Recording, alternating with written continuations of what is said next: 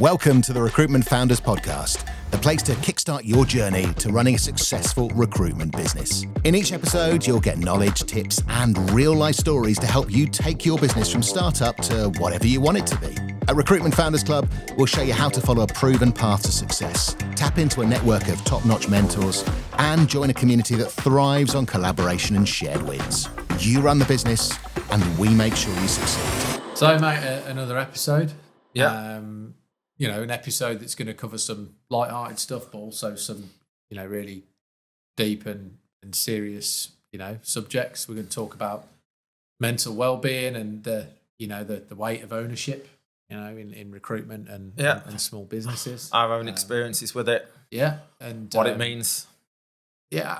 What is it? Absolutely. And I think you hear the term mental health, and that's got, some very serious and deep subjects attached to it. Yeah. But also, people don't think about the other offshoots of that, of just general mental well-being and things that you can do and you sometimes don't do that can impact your health, happiness, productivity, etc. So, and clearly we're not medical experts in mental health and mental conditions, but we're not. This isn't to kind of educate people in any.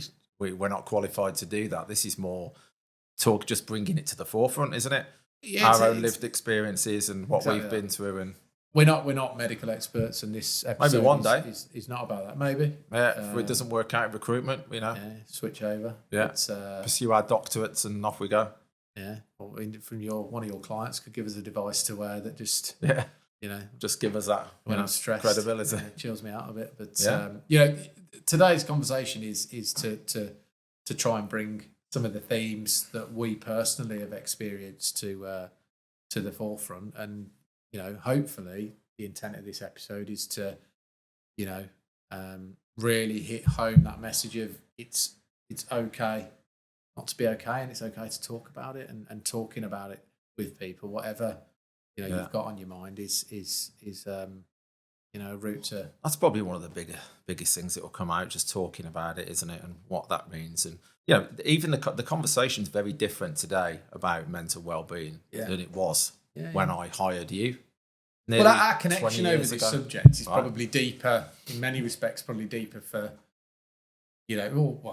it's very deep for me because one of the lasting impacts that you had on my career was how you handled me as my manager when I was having my first struggles with my mental health. Yeah. At an age where I didn't understand it, and in an age that had no empathy for it. Yeah. Certainly not the environment we were working in at the time. Yeah, and I in the lead up to filming this episode, I really thought about that, and our environment at that point, from a gender perspective, was very well balanced, male and female. Yeah. So most listeners might think it's weird that I've described that environment as super macho, high testosterone. Yeah. But it was. And that wasn't it's a man's world. The males and the females in that world, it was super highly competitive. It was, beat the chest. Full of alphas, wasn't it? Alpha profiles and it was that everything you associate with that sort of really macho testosterone environment, it had it, I think in that world it was you're only as good as your numbers, right? Yeah. And that's literally all you were to those businesses at the end of the day. And so certainly for me, when I got a couple of years into the business and I was working a lot of hours, and that was back before we didn't even have Blackberries, right? You had to do your work at the office, and if you didn't get it done at the office, that was it. So I was working crazy hours. I got a lot going on. I'd had to sort of pretty much give up weekend football. Saturday football was a massive part of my life. I had to give up that because I couldn't get to training. I couldn't get to midweek, 7:45 kickoff in, other side of Wolverhampton or no chance for that, Daventry or wherever it was. I couldn't do that. I'd had some changes in my family situation, and suddenly I just started getting palpitations and sweats, and I was sort of living with this in and outside of work for a while, but it was getting quite bad, I was convinced, as I was completely uneducated. I was convinced I was having a heart attack and I'd got something seriously wrong with me. That was actually making the whole situation worse. And in the end, I sort of went to hospital one day. I had a full ECG, which made the situation worse. When I've walked into the hospital, one of the lads who I grew up playing football with, it was his mum who was the nurse doing my ECG, and we had a bit. Oh, wow. Yeah, that was a bit weird. She had to shave my chest to stick all the stickers on, and that was a very strange experience, which I've grown to banter him about now. But but that was a really weird and strange phase of my life. I think I was sort of 22, 23, in the end, the doctor sort of said to me, "Look, you've got anxiety. You're having panic attacks." I went on a bit of a journey with medication, some that really worked for me, some that start really didn't. And in the end, I had to speak to you about it, and I was dreading that conversation because I was at that point in time, I was one of the top billers, and we got a really high performing team, and I was very aware that was the whole culture of that business was about high performance and putting people that are performing at any one point in time on that pedestal, and the people that were not were made to look at what you should be doing. But it was also how you conducted yourself in the office. You were expected to just be strong, weren't you? Bulletproof, no chinks in your armor. On the phone, and you've got to be, and all the top performers were the loudest, most gregarious, and if they weren't on the phone, they were, walking up and down the office, pounding their chest. Filling a custard cream with Dave's sauce, or bouncing. Dave's sauce. Yeah, you're getting daved by top billers, or you're having foam balls bouncing off your head mid phone call because the top billers just done a deal. That was the environment, and I was dreading speaking to you about that, and you handled that amazingly well. I remember we had this side agreement where if I could feel a panic attack coming on, you'd just disappear, and you'd cover me. You'd have my back with your boss, and so for me, that I only did it because you were top biller. Yeah, well, the thing is, I know that that's the truth. I do know that that's the truth. But look, notwithstanding that had a lasting impact on me. It had a lasting impact on the way in which I've gone on to hopefully manage in my latter career. Yeah. It's had a lasting impact on how openly I talk about these things. Yeah. And as I say, whether you cringe about this or not, given the tools that were available to you at that time and the culture and the environment you were in, you dealt with that in a way that really helped me. And thank you for that. I really do appreciate it. And that's given me a platform to be confident as a leader to help those people. And I know you didn't really, know what you were doing, and you were just doing right by me and as best as you could at that time. But it goes to show the value of, how you can treat people. You never made me feel like I couldn't talk about it. Yeah. And actually, it really put me on a sort of track to being in a better position. And there's people out there with a lot worse challenges than I ever had, but it was a big challenge for me, and it consumed my life. And as I say, you put me in a position to handle that, so I'm appreciative of that. And you and I have both had panic attacks in front of each other in recent times, haven't we? Yeah. And you didn't even know. A bit like me. I didn't know I was having a panic attack. I didn't know what was wrong with me. I was convinced I was having a heart attack. And I think you were bordering on similar. We were going to do a talk at university, weren't we? Yeah. but I was able to recognise that. And yeah, you helped me through that, and I remember yours. It was in our office, wasn't it? Yeah. Completely different circumstance, but it just when they come, you feel like completely helpless, don't you? And I grew up in a household, in an environment, so football, rugby were the backbone of what I and my family grew up around. I used to hear stories, in my late teens and early 20s of people struggling with mental health. And I genuinely used to think it was weak.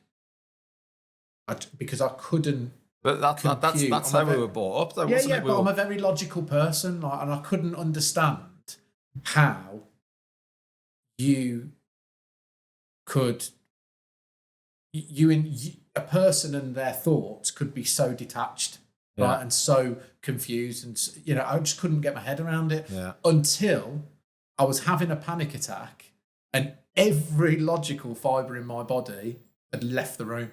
Yeah. And I was wholly convinced I was having a heart attack. I couldn't understand my neck pulsing here. Yeah. My eyes were going blurry. And, suddenly I'm in a position where I'm so out of control for a person that prides themselves on being so in control. And then, that whole phrase of you got to walk a mile in somebody's shoes, right? Suddenly you've got that empathy of that person wasn't weak or crazy or all the other things that are, derogatory terms that are thrown around. They're not that. You just realise how vulnerable you are in those moments, don't you? That you're not. None of us are bulletproof, and we all know people that that refuse to show a chink in our armour. Like my dad will take it to the grave. By the way, my dad, totally side subjects, but I don't talk to him that often these days. But he's literally riddled with cancer. He's had cancer for years. But he's keeping himself alive somehow. He's just like, I swear he's immortal. But like when you do talk to him, he won't show a shred of weakness. Yeah. He won't tell me how he's feeling. Yeah. And I'm sure he's having dark days. I'm sure he's having really difficult moments. But for that 20 minutes I've got him on the telephone, he's brand new. Yeah. He's brand new. And I'm sure when he puts that phone down, he's in a different world. So, I think it does come from prior generations, doesn't it? It's come from our parents' generations and their parents, where it just wasn't recognised as a thing, was it? Yeah. You had to be strong, stiff upper lip, and all that, man up, all that sort of stuff. So I think society's been on a really interesting journey with this topic in the last sort of 10, 20 years, where it is spoken about more. But I think, what we're going to talk about here in maybe a little bit of detail is that, you've talked about anxiety attacks and people think about mental health. It's just depression, isn't it? Yeah. Oh, they're depressed. Well, we had this conversation, if you don't mind, yesterday. You've not had anxiety, panic attacks like I've had. And, we both joke about my seasonal affectiveness disorder, as soon as the sun goes away, and, I just sort of wilt like a... But, I'm here for you in those dark months. So you are. But, I keep you going. You do, mate. But we were talking yesterday about planning for this episode and your connection to it. And I think, you probably wouldn't be afraid to admit you were looking at it quite literally, and, what's your connection to a subject that are very serious things for people when you've not suffered from them. But like I said to you, drop the mental health and think about mental well-being. You have got, more than me, methods of managing your mental well-being to ensure that as a business owner, as a dad, as a husband, you're able to perform at their expectations and above. And you do it brilliantly. I've seen you get to half time in a day that's going to pot, and your head's shot, you're a bit stressed. I've watched you clear your diary. Yeah. I've been in the office with you when you've gone, I'm clearing my diary, I'm going home. Yeah. Because I'm not here today. And then you've done a longer day the next day or the day after when you're in a really good place. And actually all the people that you've cleared the diary for have understood. You've gone home, you've given yourself some time to recover, and you've performed at top tier dad level, or you've gone and done this.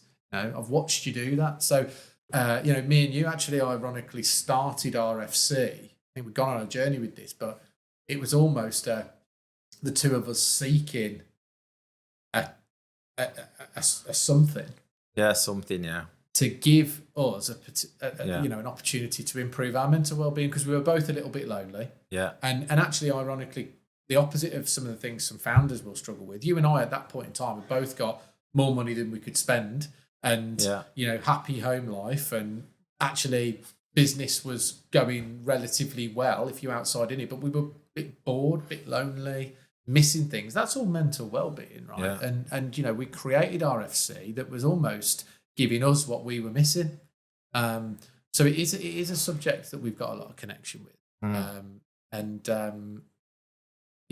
think in terms of the listeners, there'll be a lot of listeners out there that are company owners, small company owners. There'll be people out there that are billing managers, which is still hands down the most, other than owning your own company, the most stressful job in employed recruitment, bar none for me. And there'll be people out there that are thinking about launching their own business. Yeah.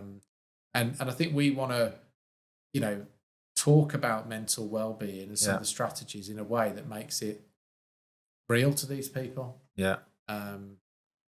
So look, I feel like I've sort of talked a lot at you there. I mean, what are your thoughts around, the weight of company ownership on an individual and what that means for mental well-being?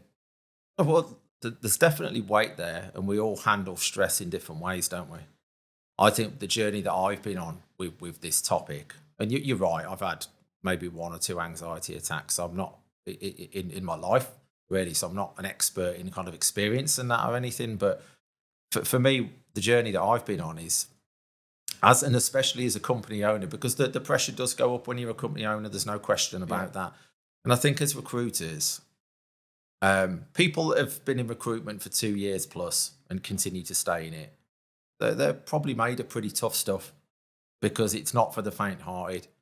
It's not for people that can.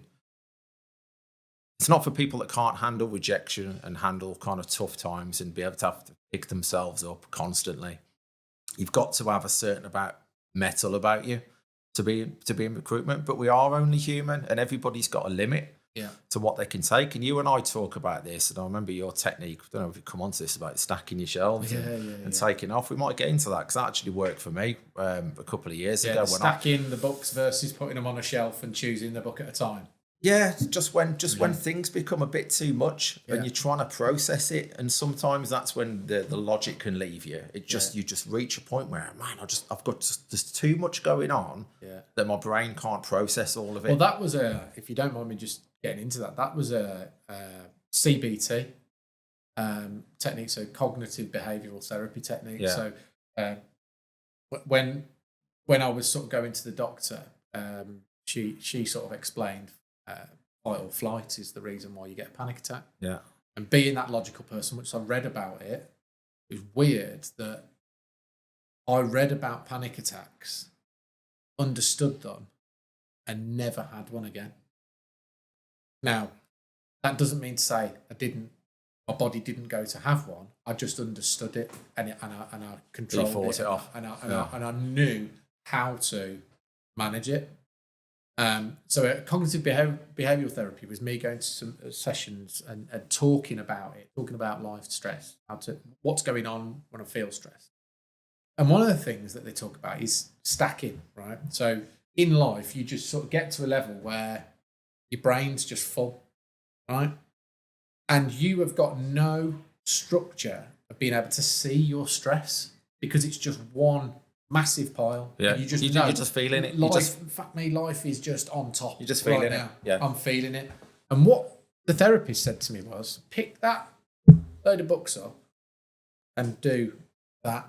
And for those that are listening, what I'm doing is taking a vertical stack and putting it horizontal and putting the spine of all those books facing me, right? So suddenly I go from looking at this stack that feels huge to being able to see it on a bookshelf, and I can go, right, okay, well, my pipeline is one of the things I'm stressed about. I'm going to take that book out today. Yeah. I'm going to read that today. I'm going to solve that as best I can today. Yeah. And suddenly this massive tower of stress that you can't get your head around has been put on a shelf, and you're able to start pulling out. And that's the way. And it's great to know that you've used that, because it's something that really has profoundly worked for me. It stopped me going from this point of getting stressed and anxious to I'm having a full scale panic attack. Yeah. Because it's giving you a solution, isn't it?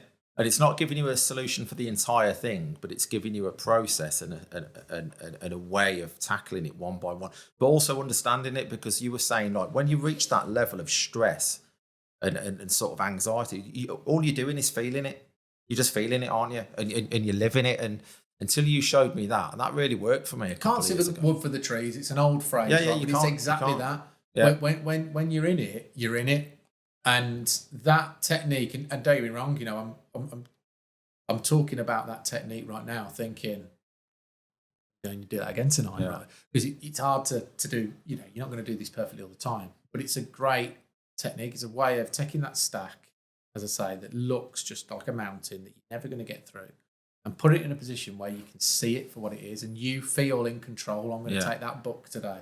Going to take that, and it reduces your stress just a little bit.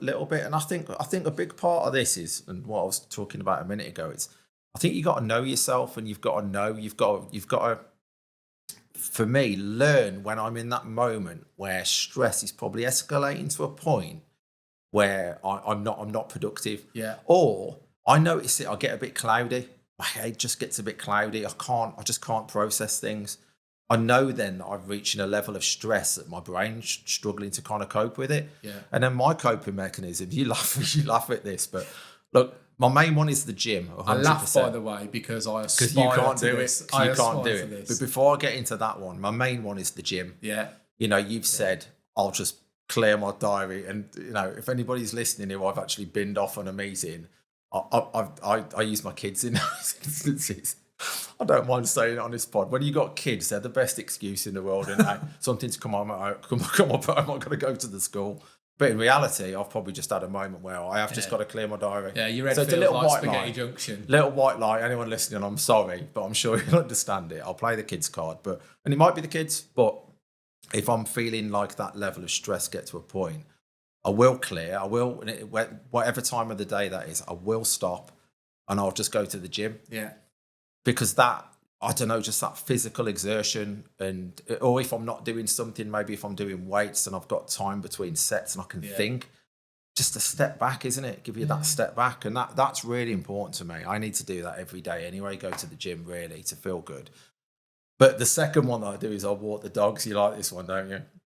I'll take the dogs for a walk, and I've got this knack, and I banter myself because I say it might be early stages of Alzheimer's. I can switch my brain off. I can take the dogs for a walk and not think of anything. I can literally just clear my mind and just be in the moment with the dogs.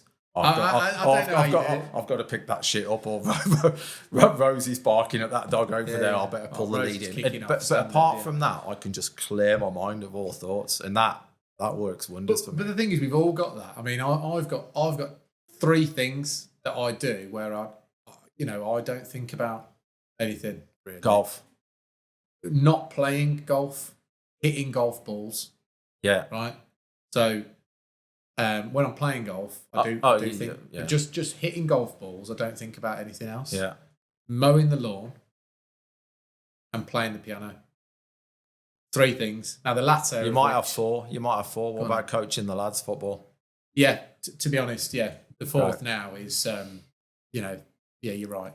Coaching football, because I'm just so involved. Yeah. And but that's the thing you love the most, isn't it? I do now. Yeah. I absolutely love that. And so you can just switch off to the outside world and just and I'm in it, and it's and we all need that. We all need those. And I think that'd be the one. That'd be one thing that we'd say to anybody that's setting up or running a recruitment business or in a high-pressured recruitment job is think about your mental well-being. And actually, do you know what? It's okay to just go and say, well, I'm taking this afternoon, or I'm going to go and do this, or I'm going to the gym, or I'm going for a walk. Because actually, you can't be, especially it's harder in employed, line of work. But like we talked about, when you're employed, there is an element when you leave the office or when you shut your laptop down, work stays at work. And not for everybody. So that's not a sweeping generalisation, right? But still more so. It doesn't matter what scale you're there. Still more so than when you're a business owner. When you're a business owner, everything's coming home with you all the time. Yeah. And as I say, I do say it slightly with a jest about how me and my wife talk about the fact in the 15 and a half years we've been together, for 12 of them, I've not really ever had a proper holiday. But there's a truth to that, because we go on holiday, and as much as I try and switch off, the business is part of me. It's part of us. Yeah. So it's with us, right? And that's reality. I finished work last night. Finished work about 7:45, 8 o'clock. Played a bit of online gaming actually with my brother and a couple of friends last night. Came off about 10:15. Went to bed, thought about work for an hour. Yeah. Not because I'm proactively thinking I want to think about Just work. can't get out of your head. I've got a couple of clients who haven't paid me. I've got an assignment that's not going well. Like, all of this is just with me. And I think this will speak to any business owner out there. That's much more real and pertinent than when you're in an employed environment. But also at the same time, it's okay to have half a day off, or to say, no, I'm not working tomorrow. Because sometimes you need it. And sometimes it's the best thing. And you've got to go easy on yourselves in those on yourself in those moments as well, because what's the point in setting up your own business if you can't run it on your own terms? Yeah. And as long as you're doing it respectfully, if you have got meetings in place, you don't just not show up to those meetings. Tell them about the kids. Tell them about the kids. That's fine. That's fine. Yeah, we've covered that. That's absolutely fine. Yeah. But look, talk about mental well-being. It does mean something different to all of us, for sure.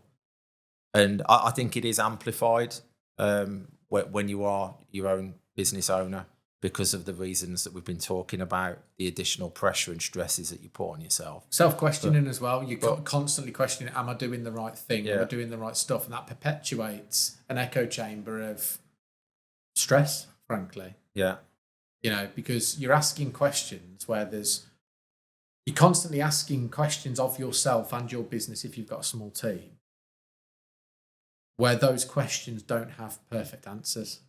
So you just hear multiple imperfect responses to it. Yeah. And as I say, that will just keep layering up the pancake stack. Yeah. Right. You've got to find a way of putting it in a position where, if this stress down here is the one that needs sorting, you pull that out, whole stack will fall over, get it on the shelf, take it out, read that chapter, solve it. And whether that's, and that doesn't mean to be like we're not talking like exact science there. It might not be that you're solving it yourself. It might be that chapter is client payment days, right? They're constantly over. So I might come to you and say, "Docs, we have a pint, mate. We have a coffee. I want you to look at my terms. I want you to look at the way I'm sending invoices." Yeah. So I might be able to solve that stress via conversation with you. Well, you're talking about coping mechanisms. You're talking about yourself. You're talking about, me walking the dogs and switching my brain off, or going to the gym, or, you playing golf, or hitting your balls, or coaching the kids. I think it's also, it's the people that you surround yourself with. When you're in those moments and you can feel anxiety or stress coming on, who can you go to that you can trust, that is going to give you sound advice, that's going to be there for you? Yeah. And it's going to help you be a sounding board, whatever you need them to be. Yeah. You should have, we've all got a bunch of people in our lives that we go to for different stuff, don't we? You'll come to me for certain things. You get to some people for a cuddle. You get to some people for a slap. Truth. And, Or it's to stick the mirror in front of you. Yeah. And I think it's knowing who you've got in your corner that you can go to in those moments that can kind of help you. And sometimes it's just, you don't need them to do anything. You just need them to listen. Yeah. And I look at RFC, right? We're two and a bit years into the business. I think the most powerful thing, we use this term community, right? But community it means different things. But to us, community isn't about just getting together and going out for lunch and talking about how great our respective businesses. Like community, what we've created, the weekly catch-ups, the monthly roundups with the founders, putting themselves in a situation where they've all got a shared. So like, we're the shared reason they're there. We all own part of each other in a way. So they can have their gloves down because these businesses aren't going to go and steal their clients or steal their ideas. You're here to share. Nobody's going to judge you. You don't have to like inflate your figures or even talk about figures. You know that you're in a they know that they're in a safe environment. You can talk about whatever they want. Nobody's going to judge them. Yeah. I think that's... and the person that you're actually, the people that you're talking to, they're going through the same stuff as you. Yeah. And if they're not there right now, they have been there, and they will be again. There. And I think that's the relevance of that. And the thing that I really do, take of all things, I think we've done a really great job at RFC. And I think, whether that's not to sell that point, but I think what I'm stressing to the listeners is the value of that. Yeah. So if it isn't an RFC or whomever, go and find that because you'll need it for sure, and lean into it, but also feed it as well. Contribute to it.